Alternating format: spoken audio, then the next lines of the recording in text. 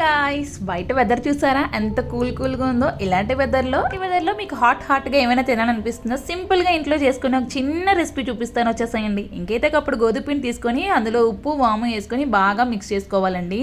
Mix చేసుకున్న తర్వాత ఇలా స్మూత్ డౌ ప్రిపేర్ చేసుకొని పైన కొంచెం ఆయిల్ వేసుకొని పక్కన పెట్టేసుకోండి. ఇంకైతే 3 ఆనియన్స్ తీసుకొని చీలికల్లా కట్ చేసుకొని ఉప్పు, కారం, ధనియా పౌడర్, జీరా పౌడర్, కరివేపాకు, కొత్తిమీర, ఆయిల్ కూడా వేసుకొని బాగా కలుపుకొని పక్కన మనం ముందుగా రెడీ చేసుకున్నాం కదండి. డౌ మిశ్రమంలో 3 పార్ట్ల కింద చేసుకొని ఒక పార్ట్ మీద పెద్ద చపాతీలాగా అయితే ఒత్తుకున్న తర్వాత మనం ముందుగా రెడీ చేసుకుని ఆనియన్ మిశ్రమాన్ని అంతా పైన వేసుకొని ఒక రోల్లా అయితే ప్రిపేర్ చేసుకోవాలండి. రోల్లా ప్రిపేర్ అయిన తర్వాత పీసెస్ కింద అయితే కట్ చేసుకోవాలి.